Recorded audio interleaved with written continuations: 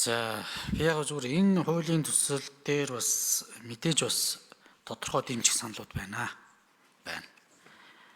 Энийг бол үгүйсэхгүй. Тэгтээ бас яг хууль санаачлагчийн тайлбар юунаас харахаар бас нэг жоохон тийм ойлголтын зөрүүнүүд бол байна. Социализмын үеийн ойлголт одоо орчин цагийн эрх зүйн ойлголт энэ гэсэн зүйлийг зүгээр нийгмийн аюул гэдэг зүйл дээр ярьж байна. Энэ нийгмийн аюул гэдэг зүйлийг социализмын ойлголт бол биш л дээ. Одоо ч нийгэм байж байгаа. Нийгэмд ямар хортой үйлдэлүүдийг бид таслан зогсоож энийгээ эрх зүйн ямар албадлагаар эсвэл ямар хариуцлагаар тооцох уу гэдэг бол хууль тогтоох байгууллагын бүрийн эрхийн асуудал байхгүй. Энэ өөрөө байж иж хууль тогтоогч үзэмжээрээ дурын үйлдэлийг гэмтэргийн тусгай ангид эрүүгийн үеийн тусгай ангид буюу гэмтэрэг болгож бичихгүй байна. Магадгүй бусад оронд зөв би жишээ авъя ингийн. Бусад орны жишээг харахаар улаан гэрлэр гарлаа. Эсвэл эмэгтэйчүүд нүүр халгалсан эмэг зүүжин гэмтэрэг гэж тооцож байгаа орноч байгаа. Тэр нийгэмд аюултай аюулгүйгээр нь ялах юм бол бас өөр үзэгдэл واخгүй.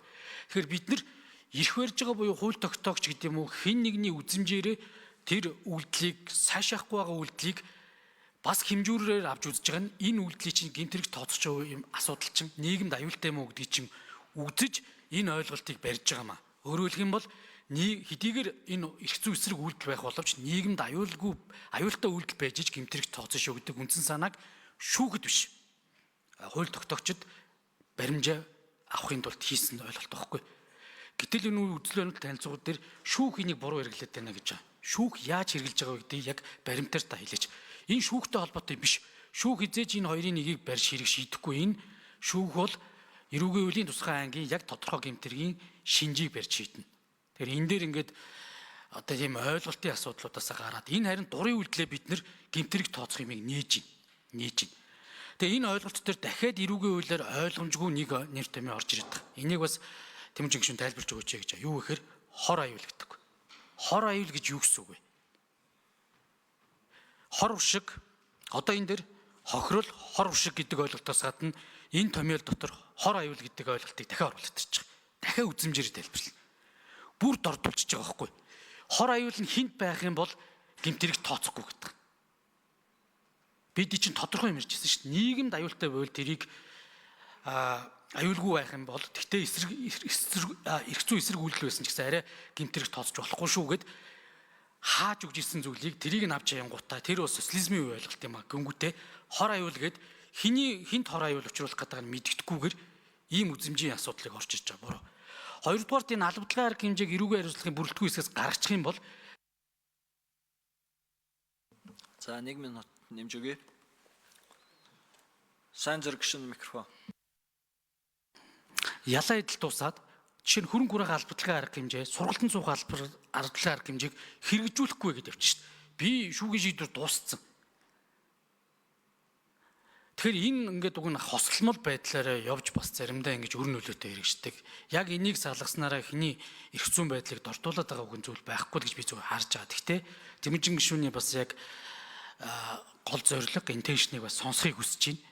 Тэгэхээр би бол нөгөө аливаа зүйл дээр тэр социализм ч байт юм уу энэ юулдэ биш шүү. Энэ бол тодорхой хэмжигдэхүүндээ байсан.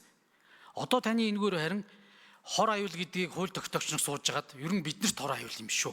Эсвэл энэ хинд хор аюул учруулах гэдэг тоохгүйгээр бид тодорхой үйлдэлүүдийг зур дураараа гэмтэрэг тооцох үе талгыг харин таны энэ хуулийн төслөөр нээж хүйдэ гэдэг болгоомжл надад байгаад байна.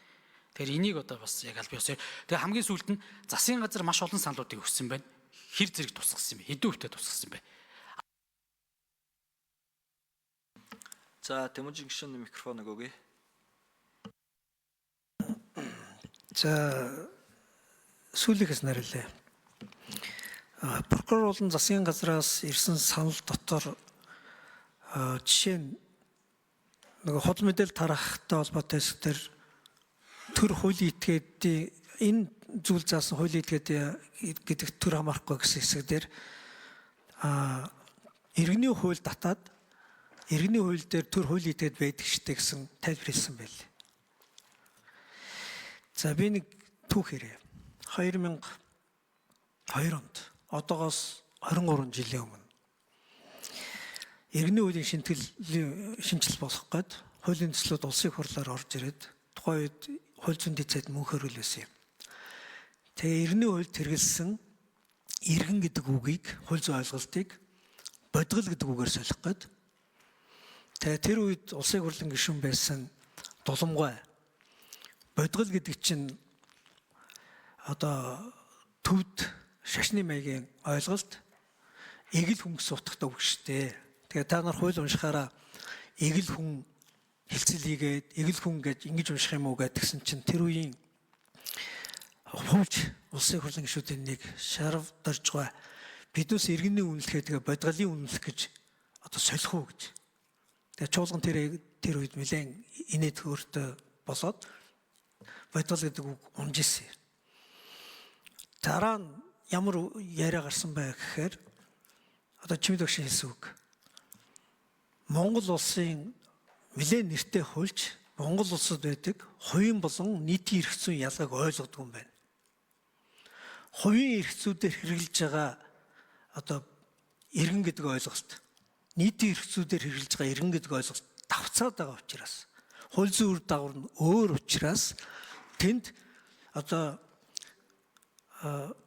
иргэн гэж үг хэрэгжилж хувийн эрх зүйдээр болохгүй байгаа учраас солих гэж байна. Нийтийн эрх зүйд хэрэгжилж байгаа иргэний үнэлэх гэдэг ойлголт бол хизээч өөрчлөгдөхгүй иргэнийхаар л байна. Хувийн эрх зүйд хэрэгжилж байгаа хилцэл хийх гэж байгаа аль нэг улсын иргэн байх заавал албагүй. Зүгээр хүн байхгүй юу? Хүн хуваараа өмчтэй байгаа солилцоонд ороод худалдаа харилцаанд ороод гээд яг энтэй адилхан. Хувийн эрх зүйд төр тэнд яг нөгөө хүн шиг хуулийн этгээд гэдэг дээр ороод одоо энэ тэнцүү солилцоонд ороод явж байгаа. Нийтийн эрх зүйд засаглал хэрэгжүүлэгч тусдаа тэр хуулийн этгээд гэж хэрэгжилж ерөөсөө болохгүй. Тэр төр өөрөө. Засаглал хэрэгжүүлэгчийн хувьд миний ажил хэргийн хүндэд халдлаа гэд иргэнтэй адилхан дигниттэй болж ерөөсөө болохгүй.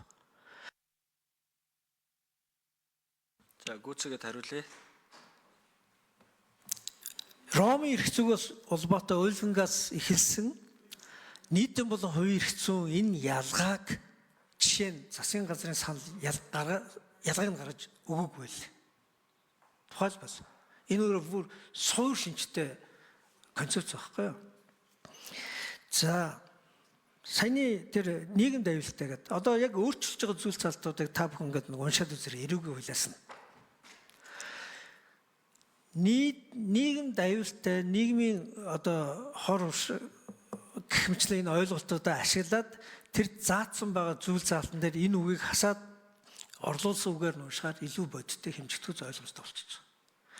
За би та бүхэнд авсарж өгсөн шүүхийн шийдвэрүүдийн судалгаа байгаа.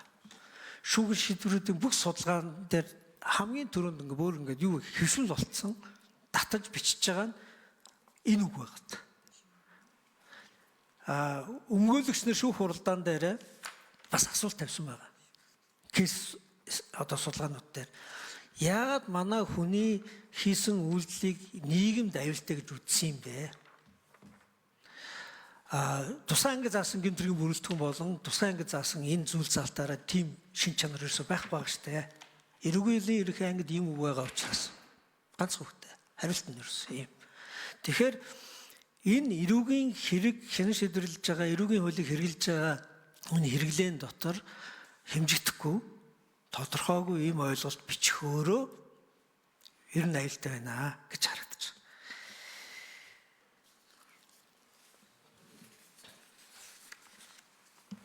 За нөгөөх юу вэ? Эрүүгийн хариуцлагын тухай ойлголт. Эрүүгийн хариуцлага гэдэг үгийг авчлаа гэд эрүүгийн хуулийн дээрс албадлагын харамжаа гэдэг зүйл нь алга болохгүй шүү дээ. Албадлагын харамжааг хэрэгжүүлж байгаа эрүүгийн хуулийн дээр маш тодорхой заа. За Тэмүүжин гишүүн гүцэгээ хариулъя.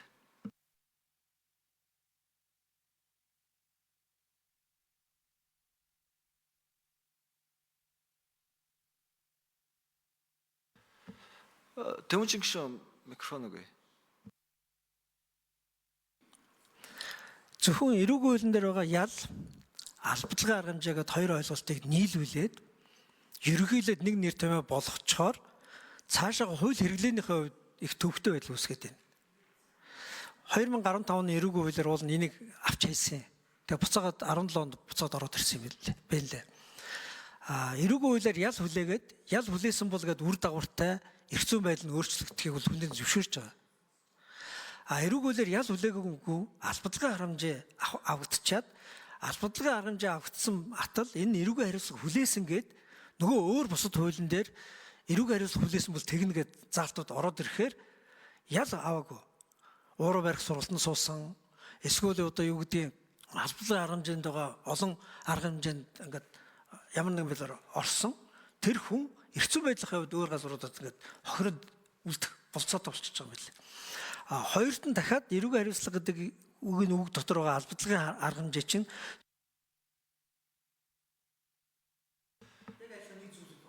За сайн зэрэг гişүү тодруулъя. За яг гоо Дэмжин гишүүнээ та бас яг хуулийн төслөө харна үстэй. Би зүгээр анхны таны интеншн бол энэ зүгээр нийгэмд аюултай гэдэг зүйлээ хасах гад явж исэн юм байна. 5 дугаар зүйл дээр чи яг тэгээ байна. Гэтэл та буцааж оруулж ирээд 3 дугаар зүйл дээр хоёрын нэгээ дахиад өөрчлөн хариулсан байгаа байхгүй. Нэг зүйлийг нэг хууль дээр нэг өөрчлөн хариулаад нэг хасаад байж болохгүй шүү дээ.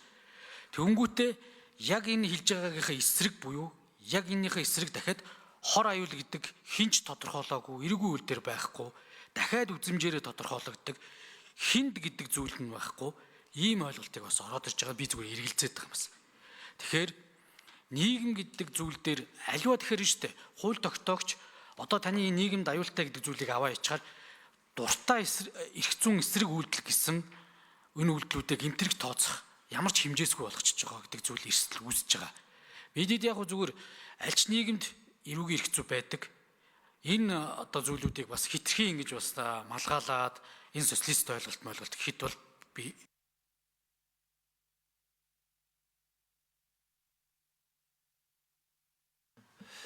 За юу энхэр гişүн микрофоныг өгье.